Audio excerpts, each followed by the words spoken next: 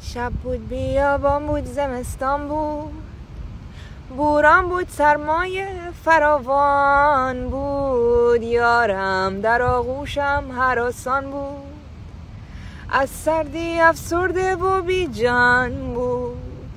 در فکر آن سیمین بره خشکه،